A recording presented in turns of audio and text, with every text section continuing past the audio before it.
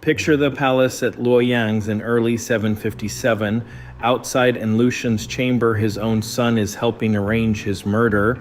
Before the night is over and the rebel emperor is dead, the killers are not Tang soldiers. They are men from his own court, acting with his son. And Lushan had taken Luoyang, driven the Tang court from Chang'an, crowned himself emperor. Now he was gone. If this were one man's rebellion, the story should end here. Instead, the war still had almost 6 years and 3 rebel emperors to run. One general would surrender to the Tang, return to war, and seize Luoyang again. A second son would help kill a second father. And when the Tang finally claimed victory, some former rebels would still command armies in its name. So the real question is not why An Lushan rebelled, it is why his rebellion no longer needed him. To see what kept moving after his death, travel north to Fanyang in 755. He was not a foreign king invading across the Tang frontier. He was a Tang frontier commander of mixed Sogdian and Turkic background, promoted, rewarded, and trusted by the empire he would attack. The Tang itself had given him his rank, his soldiers, and his command. By 755, An Lushan commanded 3 major frontier regions in the northeast. The official histories describe weapons, grain, horses, fortified bases, and a wide network of officers gathered around him. Their language is hostile, and some of their numbers are impossible to verify. But the structure is clear. Follow a supply cart into one of his bases, and you would not find a temporary mob. You would pass granaries, stables, weapons stores, clerks, messengers, and officers accustomed to taking orders through the same command. The Tang had good reasons for building forces like this. Its frontiers were enormous. A court in Chang'an could not direct every patrol, answer every raid, or wait months before replacing every horse. It needed experienced commanders who could recruit, supply, and move professional armies quickly. Soldiers stationed far from the capital often received orders, food, rewards, and promotions through the commander they saw every day. The emperor remained the source of legitimacy, but the general became the immediate source of daily security. Most frontier commanders did not rebel. The system did not make civil war inevitable. Yet in An Lushan's hands, it gave one man the tools to turn a personal break with the court into a military state. When An Lushan marched south, the collapse came fast. His troops crossed the Yellow River, entered Luoyang, and in 756 proclaimed a new dynasty called Yan. The march now carried more than a grievance. Yan could offer titles, offices, promotions, and an alternative emperor. Every captured city could feed another garrison. Every official who defected could help administer the territory behind the army. Then Chang'an fell. From the first march to the fall of both capitals, roughly 7 months, Emperor Xuanzong fled west. His son emerged as Emperor Suzong. The Tang still existed, but for a moment, both of its great capitals had been taken, and a rival court claimed the right to rule. This was no longer just an army on the road. Yan now had a dynasty behind it, and Lushan stood at its center. But armies did not eat loyalty, they ate grain. The men holding those cities stayed because their commands, their pay, and their families now depended on Yan. By early 757, An Lushan was seriously ill and nearly blind. Inside his court, fear and suspicion grew. An early account of the rebellion, the deeds of An Lushan, records a plot made at night. It places in Qingshu outside the chamber while a trusted attendant went in. Unable to see, and Lushan reached for the sword, usually kept beside his bed, and could not find it. The body could be killed in one night. The structure could not. Beyond that chamber, the garrison still had grain. The horses still had riders. Orders could still be issued under the name of Yan. The palace did not announce a murder. The death was concealed. That early account says the body was wrapped and hidden beneath the chamber floor. A proclamation told the court that Lushan was gravely ill and that Qingshu would now decide affairs of state. Official histories often shaped rebel deaths into moral stories. What we can say with more confidence is that Qingshu backed the plot, his father died, and the son took power. You cannot inherit a riot, you can inherit a court, and Qingshu could issue orders under the same dynastic name. He could occupy the same palaces, use the same officials, and claim command of the same armies. The rebellion had crossed a threshold. Its founder was dead, yet its institutions could pass to a successor. What Qingshu could not inherit was his father's authority. He inherited the same enemies, but not the same standing among Yan's generals. Some officers obeyed because their positions depended on Yan. Others obeyed because it protected their men and families. And in the northeast, Shisiming, the veteran commander who controlled one of Yan's strongest remaining forces, did not simply become the son's subordinate, and Qingshu sat on the throne, but he could not count on every army flying Yan's banners.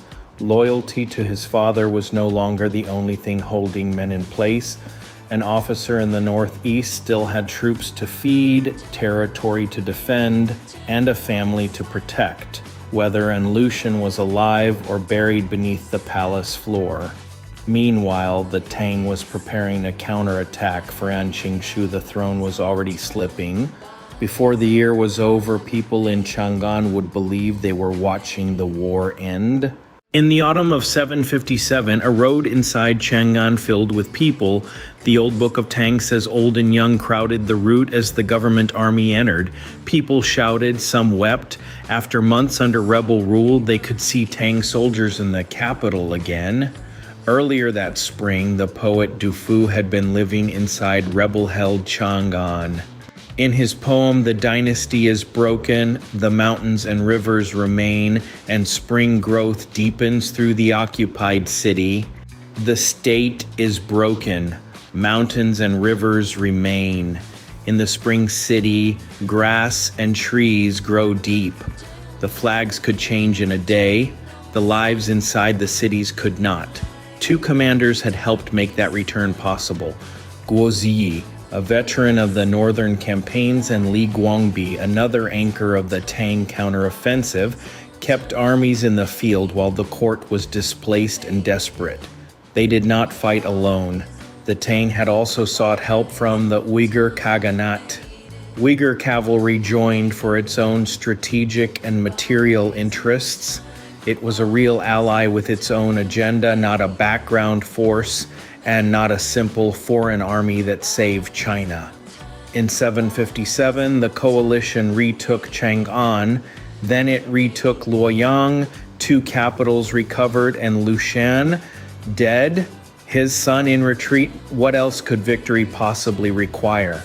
In Luoyang, the return produced another striking scene.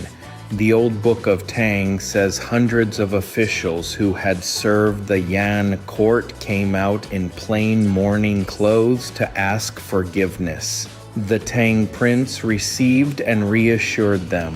Those officials posed a problem the Tang would face again and again. What should it do with people who had lived, worked, or fought under the rebel regime? The court could punish them or try to pull them back into imperial service. Reopening the gates and restoring officials told allies and enemies that the Tang still existed. But military power did not flow automatically back to the emperor when a palace changed hands. A commander hundreds of miles away still had the same veterans around him. A garrison still needed food.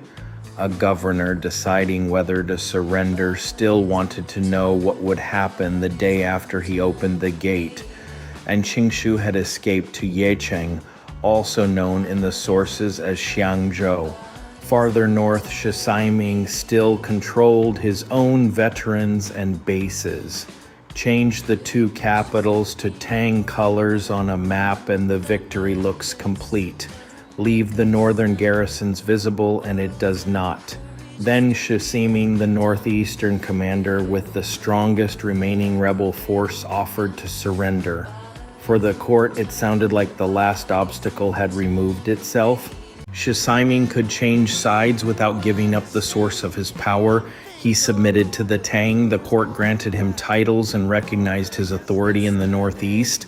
According to the official history, he claimed to bring a vast force and a large group of prefectures with him. The figures may be inflated. Tang officials had gained his formal obedience without dissolving his command system. The bargain removed an immediate enemy and bought time. But the soldiers around Shi Siming still received orders through Shi Siming. The official histories say the Tang court later sent an agent to help remove Shi Siming. The plan leaked.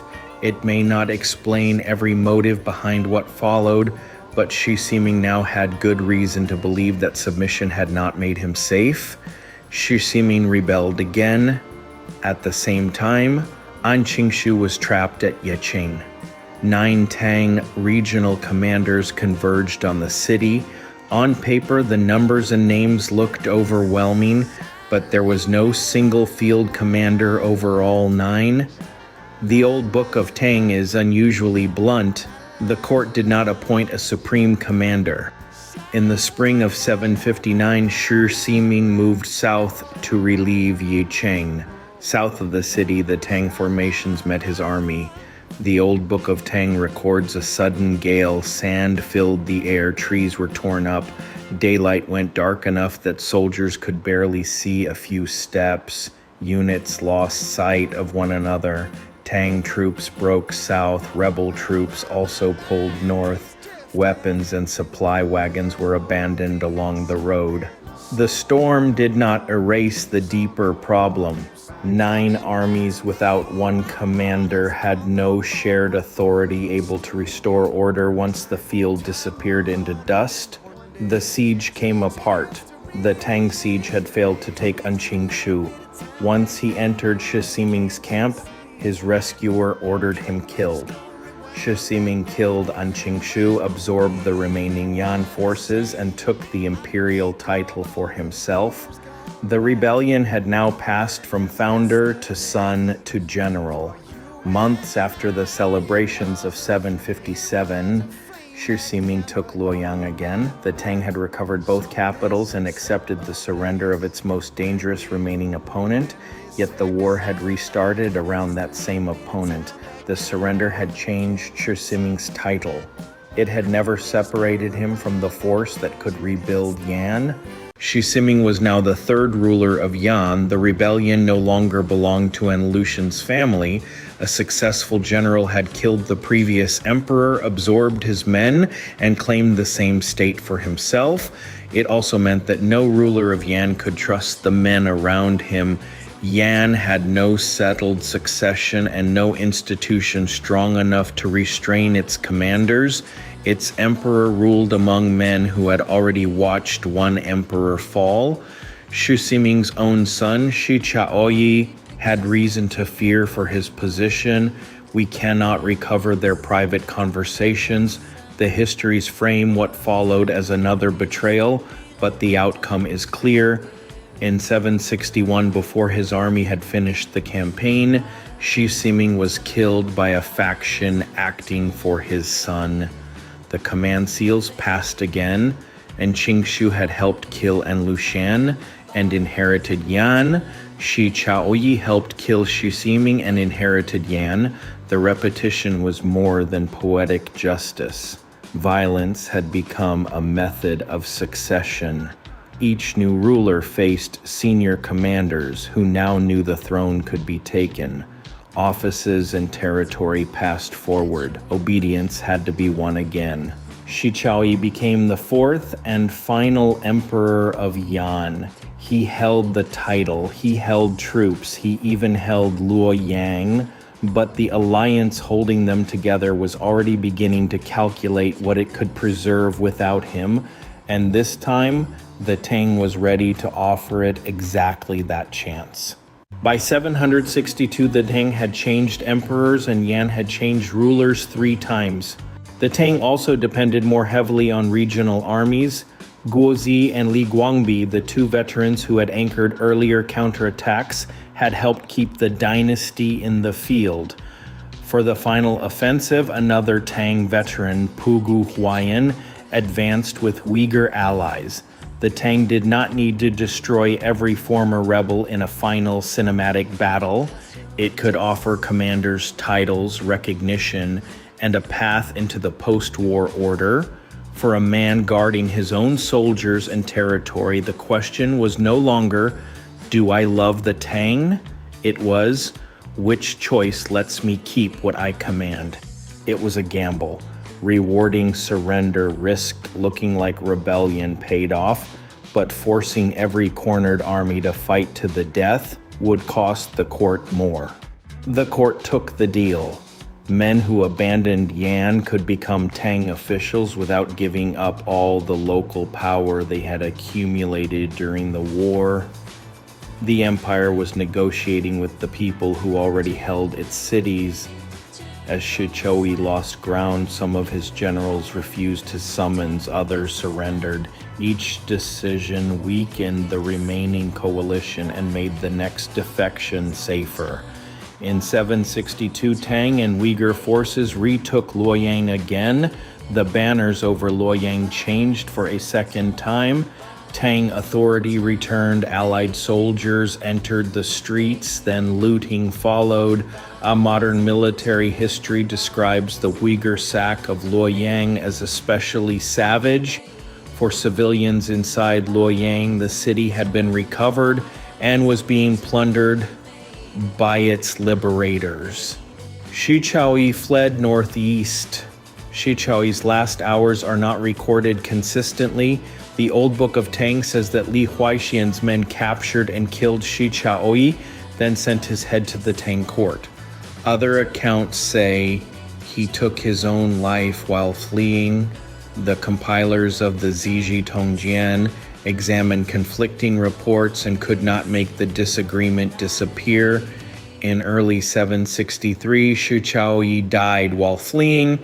The written accounts disagree over exactly how. By then, the officers who might have protected him were already bargaining with the Tang. When Lushan died, his commanders still had cities, armies, and reasons to continue. By the time Shi Chaoyi died, men in the same position were arranging their futures without Yan. Returned to the palace chamber from the opening, one ruler died there. Beyond its walls, professional frontier armies still held their camps, occupied cities still supplied grain, and Yan's court could still issue offices in the name of a new emperor. Killing in Lushan removed none of that. Thousands of people had tied their futures to those armies, cities, and offices.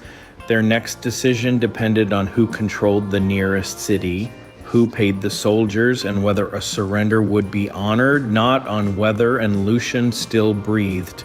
The roots reached back before 755. The Tang had already been moving away from older military arrangements toward permanent frontier armies under powerful regional commanders. The war did not create that shift, but it pushed it much further.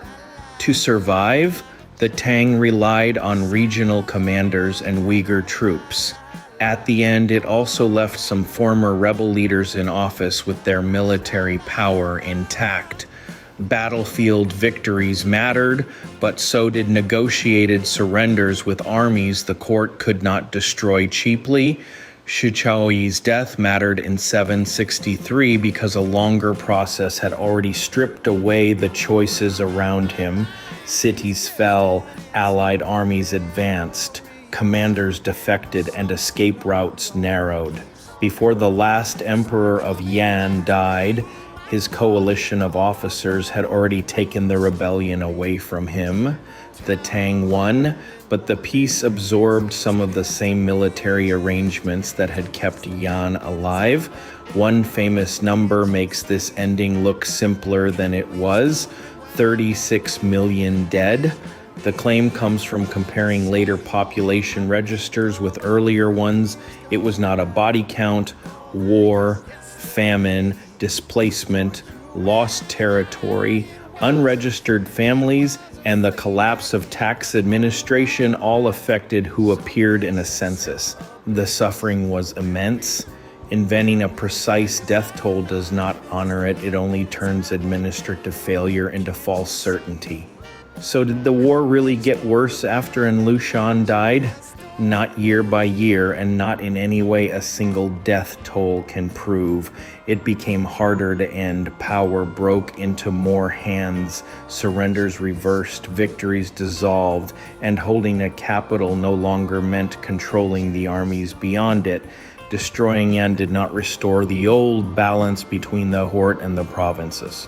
The Tang dynasty did not fall in 763. It ruled until 907, another 144 years, but survival is not the same as restoration. The court returned to Chang'an. Emperor still issued decrees, poets still wrote, merchants still crossed the roads, and the dynasty's name still carried enormous weight. Yet the relationship between the center and its armies had changed. The empire that survived was more dependent on regional commanders, negotiated loyalties, and bargains made under pressure. And Lushan failed to replace the Tang. The war he began still helped make the old Tang order impossible to recover. The rebellion outlived him because the men sustaining it no longer needed him. It ended when enough of them decided they no longer needed Yan either. For more history beyond the timeline, subscribe to Atlas of Ages. The past is never just what happened. It is what kept happening after the person who started it was gone.